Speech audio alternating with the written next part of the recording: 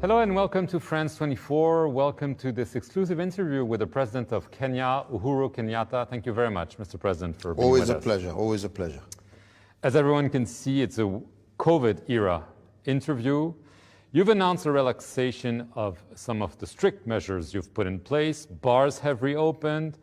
However, the nightly curfew is still there. Schools, especially, have not reopened. Where are we in Kenya? Is the worst behind? Well, like I said, it's really a very difficult question to answer. Is the worst behind us? Because as many countries around the world have shown, COVID is an evolving situation. You think it's behind you, and then somehow a second wave comes across you. So yes, indeed, we have relaxed, because we feel that the interventions that we have taken for the last 6 months, since March, we initially locked down the whole country. We shut down international travel. It was a very difficult decision, given our country is a country that is tourism-based. We believe that some of those initial measures that we took saved us from experiencing a much more severe a problem than we actually did. But as things went on and our infection rate started to drop, and our recoveries also went up, our fatalities also went down, and ultimately, when we started now nearing the WHO recommended infection rate of less than 5%, we felt it was also time now to start focusing ourselves on the economy. So we've started slowly, increasing the curfew, reducing rather the curfew hours, allowing certain businesses to once again start. But the schools have not reopened. We will reopen the schools. There's no date. But I just felt there is no date, because we need to be able to assess the situation and to be sure that we are taking our children into an environment that is safe, because at the end of the day, the largest investment we have as a country is our children. What about the economic costs? Millions of jobs lost. This has been a nightmare, essentially. We had some sectors, of course, that were very hit, tourism and some of the service sectors, which now are getting back on their feet. But we have been lucky in the sense that as much as we have had an economic downturn in terms of the projections that we had for the year, they are definitely, our results so far are definitely far much better than we could ever have hoped for, because we still have positive growth, we still have some sectors growing, and we have also seen new innovations of people adapting to the so-called new normal, especially in the tech industries, in the way that, restaurants that were closed, doing home deliveries and things like that.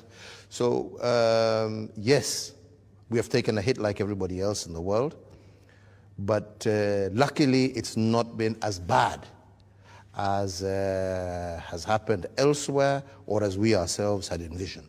There's a stain, however, in the COVID Kenya story, if I may add, what many describe as a corruption scandal, the Kenya Medical Supplies Agency. There have been reports, investigation about essentially mishandling of funds that were directed to save lives and help medical staff do their jobs.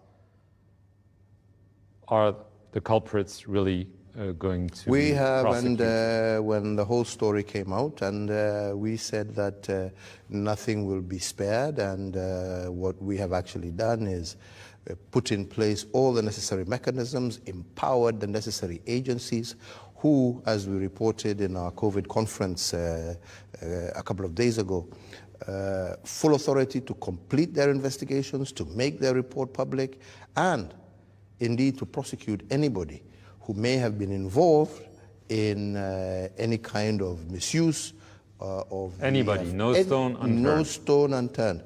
And we have given them full authority to do that, and we have actually stated that as soon as they are ready, they should just make their report open, not just to Parliament and myself, but to the entire country, so that people will be able to see that everything has been done transparently in order to assure that we have full accountability on the whole process. Here in France, this is your first trip abroad since the lockdown that you mentioned. Some private-public or public-private partnerships have been signed for infrastructure projects. Obviously, infrastructure is a key, but there's always the question of debt, that you add more debt that's already there. Is this something you think can be avoided? Well, in fact, this is the most interesting thing about this particular trip. It is because this is really one of the first and indeed the largest infrastructure project that is road-related, that is actually being done not by government, but by private sector, because it is private sector that is actually investing in developing these roads on a concession basis. So actually, what Kenya and France are doing is leading in a new model of financing that does not involve debt, but rather that is encouraging private sector to put in their money and get the returns from the project that they're doing. And this is the reason why this trip for me was very important, a 1.3 billion euro project that is 100% financed by the private sector under the PPP framework, where they shall run the project, they shall operate the project, and 30 years down the line, hand that project back to the Kenyan government. So this new model of financing is something that President Macron is pushing, and I am very keen to see, because it is a way of financing that is encouraging private sector and reduces the debt burden on African economies.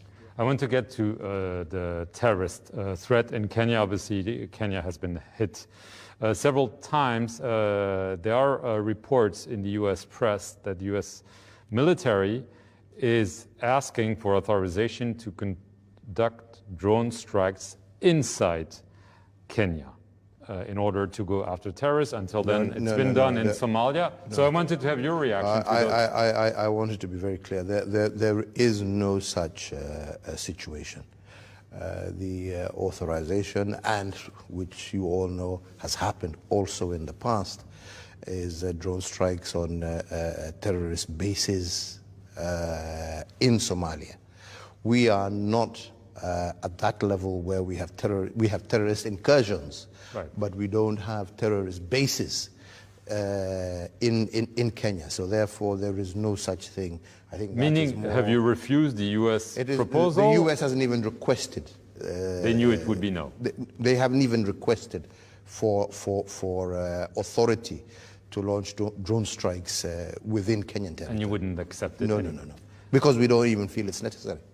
How is this? Actually, the truth of the matter is that over the last 2 years, the Kenyan security forces, working in conjunction with international partners, have greatly reduced, not to say it is over, but we have greatly reduced incidences of attacks within our borders.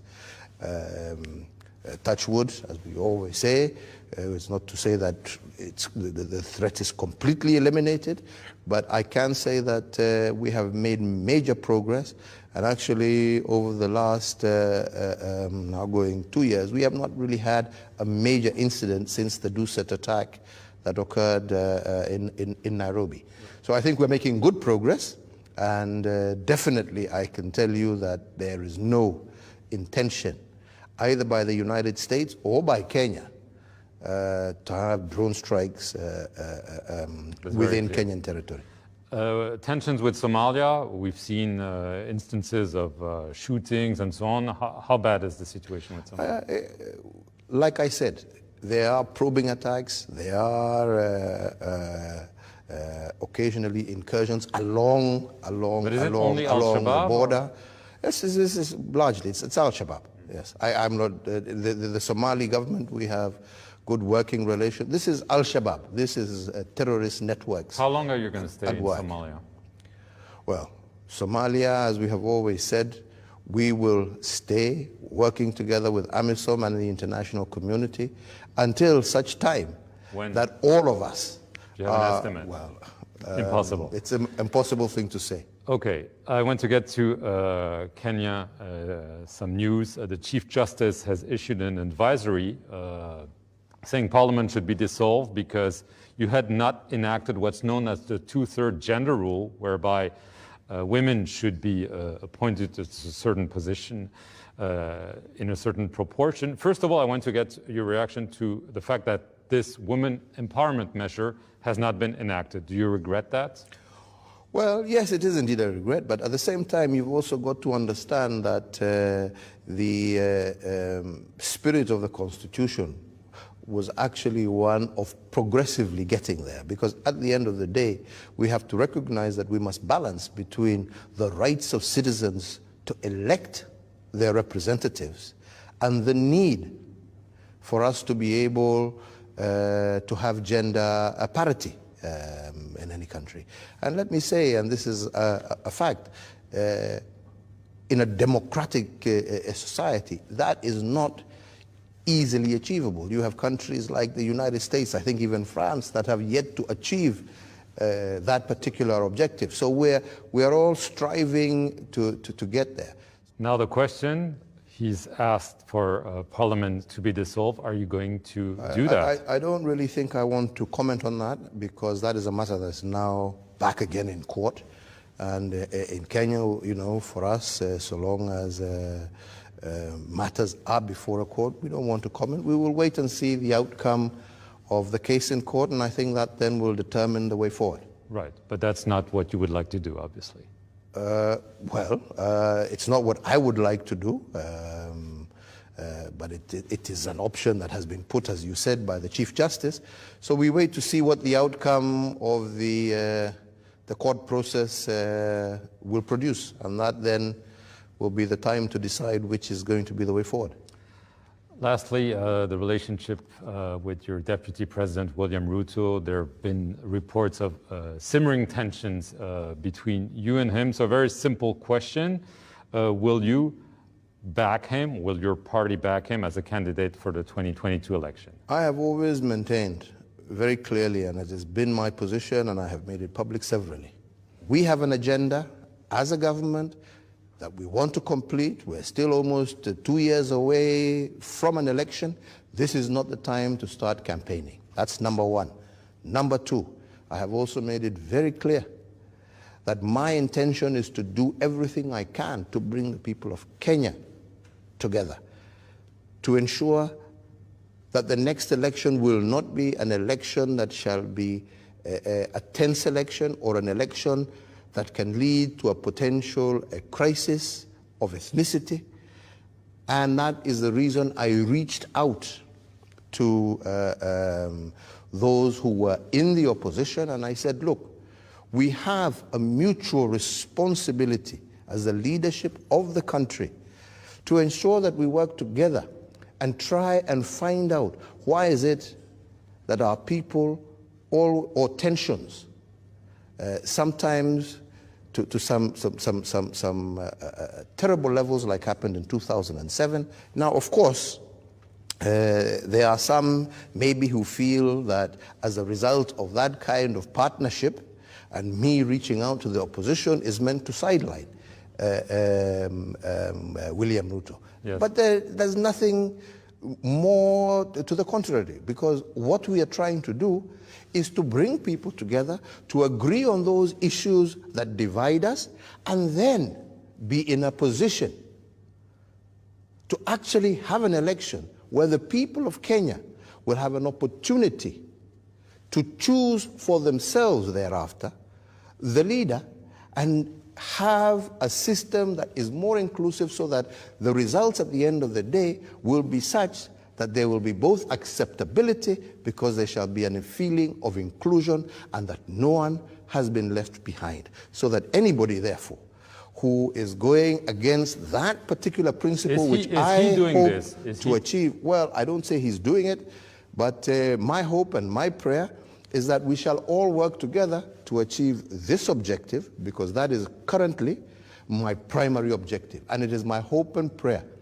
that especially those in my political party will work with me to ensure that we achieve this for Kenya, we achieve this for our people, And I am very hopeful that we are going to be able to work towards that end, not only with me and my deputy, but also with all. But that is the program I have, that is the objective I have, and with the help of God and the people of Kenya, that is what I hope to achieve, and that is the gift I hope to leave behind. So you cannot commit today that you will support him in 2022? My commitment is to this. Him. My commitment is to this process. My commitment is to peace, stability, and prosperity for the people of my republic. That is my number one function.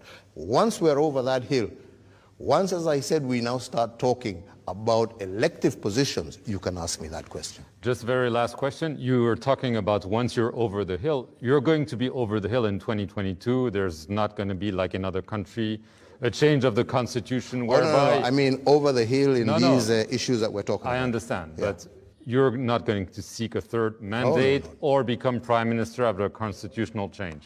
I would be very happy. If I have achieved this, I would have achieved everything I ever dreamt and wanted for my country. So you don't want to remain in power one way or the other? Oh, please. I would rather come and enjoy a holiday in France every summer. President Kenyatta, I want to thank you very much for your time, and thank you very much for watching this interview here on France 24. It's always a pleasure. Thank you.